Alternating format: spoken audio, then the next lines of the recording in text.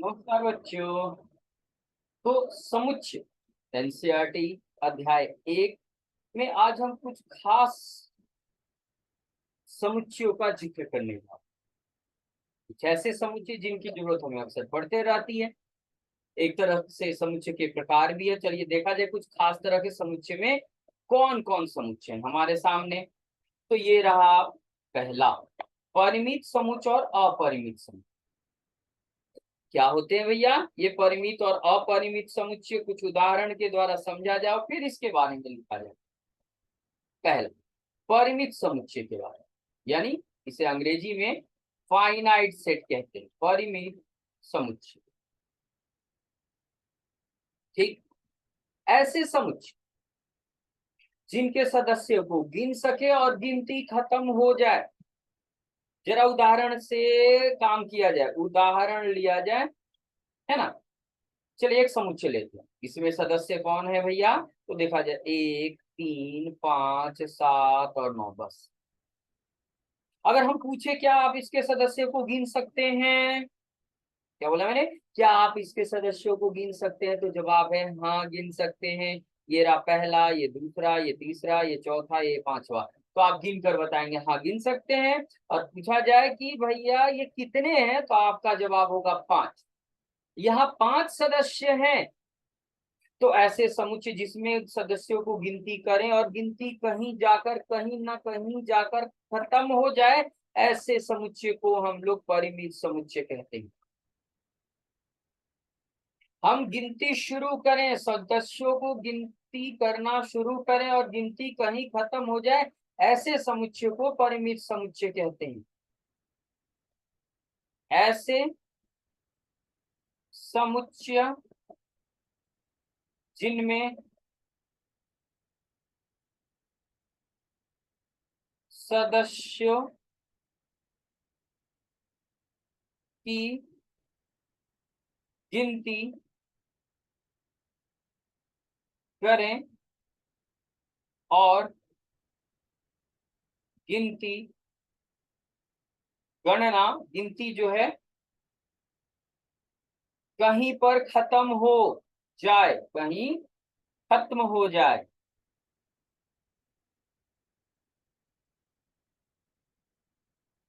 तो ऐसे समुच्चय को परिमित समुच्चय कहते हैं। जैसे उदाहरण ये दिख रहा है, यहाँ 5 सदस्य हैं, यानी यहाँ ए के सदस्यों की संख्या अगर पूछी जाए, इसे इतना ना लंबा लिख करके आप चुपचाप ऐसे लिखते हैं, कैसे कि ए में सदस्यों की संख्या ये पूछा जाता, तो आपका जवाब है यहाँ 5। तो ये एक परिमित समुच्चय। और भी उदाहरण देखा जाए, आगे बढ़ाया जाए। ये एक नंबर उदाहरण हुआ। दूसरे नंबर उदाहरण में देखा जाए, मान लीजिए बी नाम का एक समुच्चय, इसमें हम दे रहे हैं 1, 2, 3 डॉट डॉट डॉट और यहाँ आ जा रहा है 111।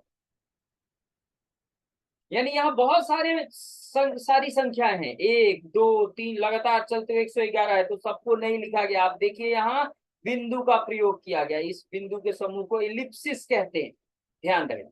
बिंदुओं के इस समूह को जनरली 3 होते हैं, इसे इलिप्सिस कहते हैं। एलिप्सिस डिक्शनरी में खोजिए, इसका मतलब पता चलेगा। तो ये डॉट डॉट का मतलब है जिस तरह से आप आगे चल रहे थे उसी क्रम में आगे बढ़ते हुए 111 तक जाइए और इसकी गिनती करें। ये गिनती खत्म होगी, यहाँ पर आके खत्म हो जाएगी। यह भी एक परिमित समुच्चय का उदाहरण है। यानी हम बी में सदस्यों की संख्या पूछे तो 111 सदस्य कुल हैं यहाँ पर। तो ये भी परिमित समुच्चय का एक उदाहरण है। और उदाहरण लिया जाए, मान लीजिए ए नाम का कोई समुच्चय है जिसका सदस्य एक्स है। एक्स एक प्रकृत संख्या है तथा यह प्रकृत संख्या 5 से कम है। ध्यान से देखिए, जो सूचना यहाँ दी जा रही है, ए समुच्चय है, इसका सदस्य ए है।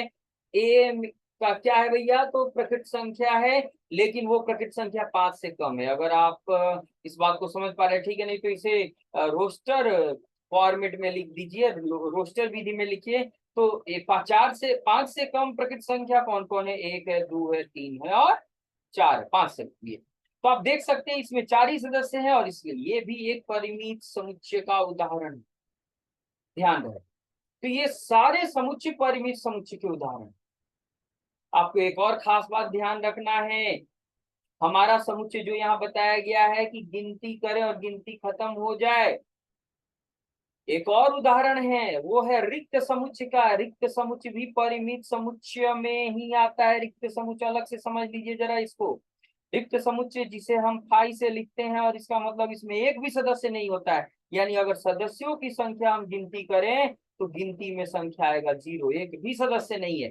तो चूंकि यहाँ सदस्यों की संख्या 0 हो गई है, कोई सदस्य नहीं है, जैसे हम गिनती करते एक वस्तु है, 2 वस्तु है, 3 वस्तु है, 4 वस्तु है, ऐसे है, तो यहाँ एक भी वस्तु नहीं, इसे भी परिमित समुच्चय के कैटेगरी में रखा जाता है। तो रिक्त समुच्चय हो या ऐसा समुच्चय जिसमें सदस्यों को गिने, यानी कम से कम एक सदस्य जरूर हो, एक या एक से ज्यादा सदस्य हो, तो ऐसे समुच्चय जहां गिनती खत्म करें और गिनती कहीं ना कहीं जाकर खत्म हो जाए, ऐसे समुच्चय को परिमित समुच्चय कहते हैं, यानी फाइनाइट सेट का।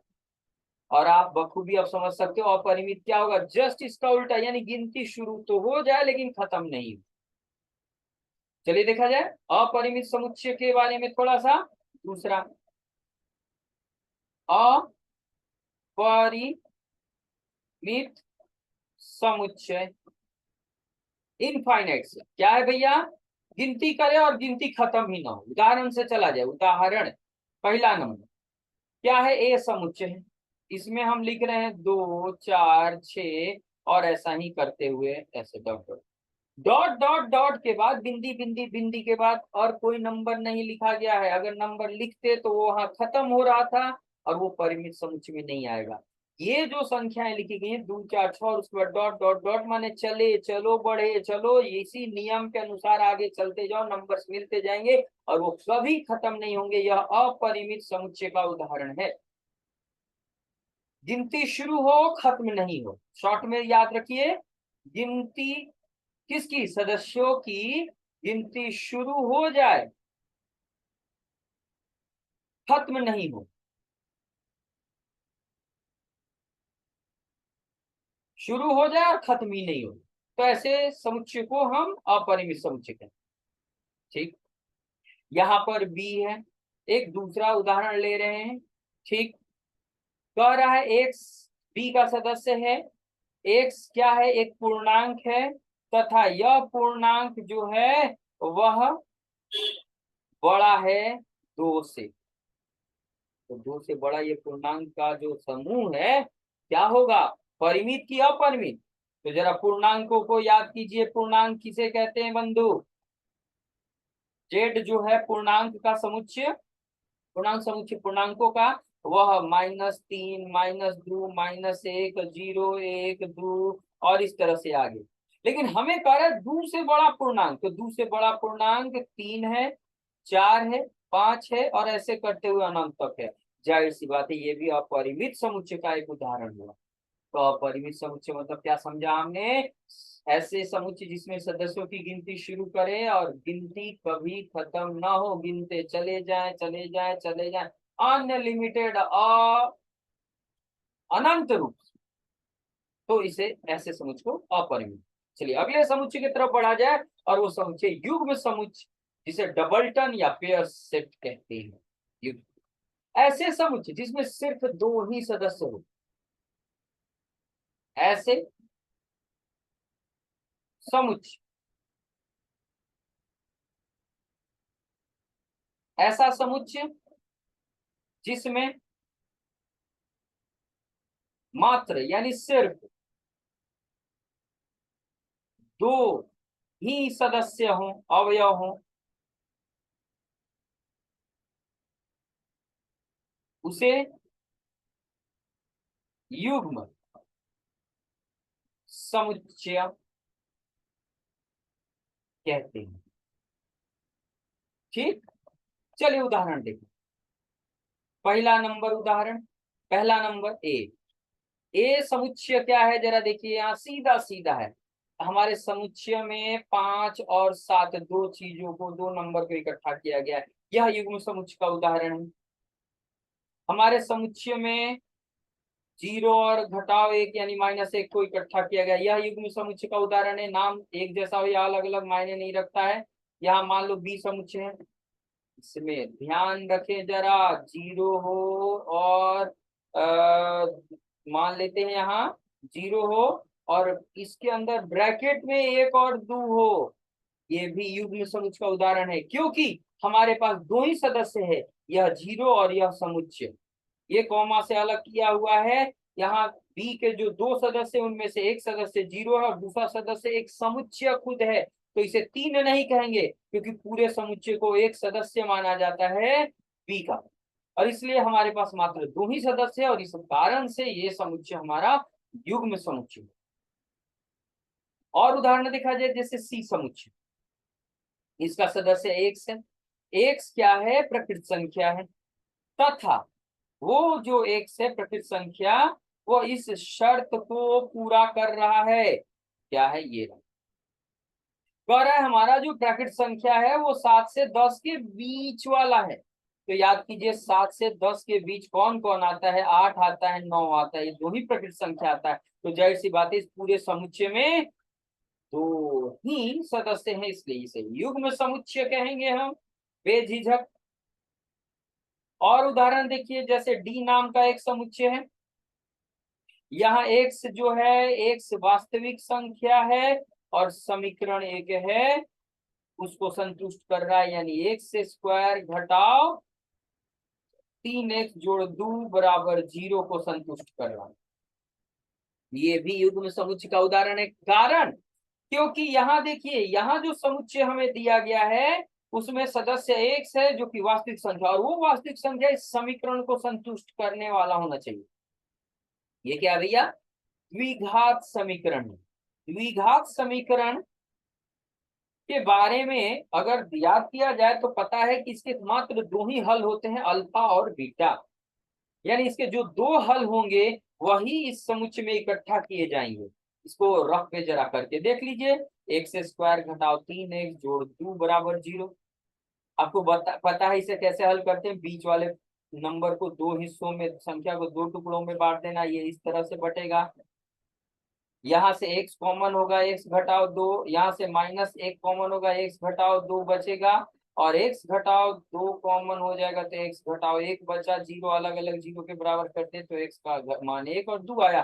तो जाहिर सी बात है इस समुच्चय में दो ही सदस्य हैं, 1 और 2, इसलिए ये भी युग्म समुच्चय का उदाहरण है। ये अलग अलग तरह का उदाहरण दिखाया गया जो युग्म समुच्चय को निरूपित करते हैं। चलिए अगला देखा जाए, और अगला है एकल समुच्चय सिंगलटन सेट।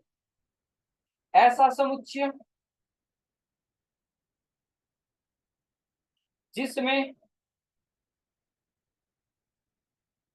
सिर्फ और सिर्फ एक ही सदस्य हो, अवयव हो, उसे एकल समुच्चय कहते हैं। चलिए हो गया एकल समुच्चय कहते हैं। अब आगे उदाहरण की बारी। उदाहरण नंबर 1, जैसे अगर हम ए समुच्चय की जिक्र करें जिसमें एक सदस्य 5 लेके चले, ये एकल समुच्चय का उदाहरण है। दूसरा बी समुच्चय है, इसमें हम केवल जीरो लेकर आए। याद रखिए जीरो का मतलब कुछ नहीं नहीं होता है, यहाँ पर जीरो एक सदस्य के रूप में उपस्थित होता है हुआ है और ये इसका अपना महत्व है। और इसे ऐसा नहीं कहेंगे कि ये कुछ है ही नहीं, नहीं, जीरो एक नंबर है, एक अक्षर वाला, एक अंक वाला नंबर। सी एक समुच्चय, जरा देखिएगा ध्यान से, ब्रैकेट के अंदर 1 2 3 पूरा एक सेट इकट्ठा किया गया, बस एक सेट। यहाँ 4 लिख देते हैं। तो आपको यहाँ जो आपने जो सेट बनाया है, जो समुच्चय बनाया है, उसमें अंदर में एक समुच्चय है जो अकेला एक सदस्य के रूप में है। ये भी एकल समुच्चय का एक उदाहरण है। ठीक, अलग अलग नहीं कह सकते, ये एकल समुच्चय। जैसे मान लेते आगे डी है, कह रहा है एक्स समुच्चय डी का एक अवयव है, एक्स वास्तविक संख्या है, और तथा एक्स वास्तविक नहीं प्रकृत संख्या लेते हैं, तथा एक्स का जो मान है वो 2 से कम है। देखिए जरा, 2 से कम एक्स का मान जो प्रकृत संख्या है वो एक को है, वो है 1। और जाहिर सी बात है इसमें एक ही सदस्य है, इसलिए यह एक एकल समुच्चय हुआ। ठीक है, तो हमने देखा परिमित, अपरिमित समुच्चय, युग्म समुच्चय, एकल समुच्चय। आगे और बहुत इंपॉर्टेंट समुच्चय है रिक्त या शून्य समुच्चय, जिसे नल, एम्प्टी और वॉइड सेट कहते हैं। क्या है भैया ये, तो समझिएगा। रिक्त समुच्चय का मतलब है खाली, यानी एक भी सदस्य नहीं। यानी जब हमारे पास संग्रह ऐसा हो जिसमें कोई ऑब्जेक्ट है ही नहीं, वस्तु है ही नहीं, ऐसे स्थिति में भी उस संग्रह को समुच्चय बोला जाता है, समुच्चय की संज्ञा दी जाती है। यानी ऐसा समुच्चय जिसमें एक भी सदस्य नहीं हो, याद रखेंगे इस लाइन को, एक भी सदस्य यानी मेंबर नहीं हो, उसे रिक्त समुच्चय या शून्य समुच्चय कहते हैं। ठीक है, खास है इसके लिए संकेत, जैसे समुच्चयों का नाम ए बी सी डी ऐसे बड़े अक्षरों का प्रयोग करके लिखते हैं, लेकिन रिक्त समुच्चय के लिए खास संकेत का प्रयोग किया जाता है। इसे प्रायः जीरो देके ऐसे काट दीजिए, इसे पढ़ते हैं फाई, फाई से सूचित करते हैं।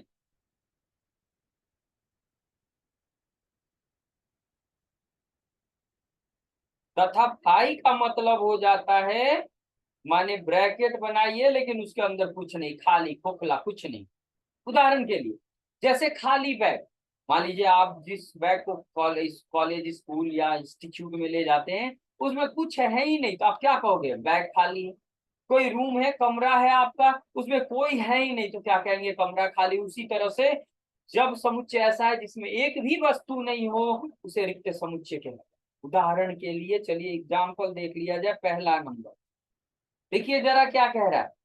एक सदस्य है ए का, और यह सदस्य हमारा प्रकृत संख्या है, और यह प्रकृत संख्या एक और दो के बीच में है। देखिए जो सूचना दी जा रही है, क्या उसके आधार पर आपको कोई वस्तु मिल रही है, क्या कोई ऐसा सदस्य मिल रहा है जिसे आप यहाँ इकट्ठा करो। ध्यान से देखिए, प्रकृत संख्या की बात हो रही है। एक के ठीक बाद दो आता है, दो के बाद तीन, तीन के बाद चार, चार के बाद पांच। एक और दो के बीच कोई प्रकृत संख्या नहीं है, दो और तीन के बीच कोई प्रकृत संख्या नहीं, तीन और चार के बीच है कोई नहीं। और इसी तरह से आगे हमसे कहा गया कि एक प्रकृत संख्या, एक की पहचान एक प्रकृत संख्या के रूप में, और लेकिन वो प्रकृत संख्या एक और दो के बीच में होनी चाहिए। एक और दो लगातार प्रकृत संख्या और दो लगातार प्रकृत संख्याओं के बीच कोई प्रकृत संख्या नहीं होती। तो जो सूचना दी गई है उसके आधार पे हमारा हाथ खाली रह गया, कुछ नहीं मिला, तो जाहिर सी बात है यह एक रिक्त समुच्चय, एम्प्टी सेट। ठीक, कह रहा है ए एक समुच्चय है, इसका सदस्य एक्स है, एक्स एक वास्तविक संख्या है, तथा यह वास्तविक संख्या ऐसा है कि इसके स्क्वायर को जोड़ दें, स्क्वायर में एक जोड़ दे तो जीरो आ जाए, कभी नहीं हो सकता। किसी भी वास्तविक संख्या का स्क्वायर करोगे, वास्तविक संख्या का स्क्वायर, तो या तो वो जीरो होगा या पॉजिटिव कोई भी धनात्मक संख्या होगा।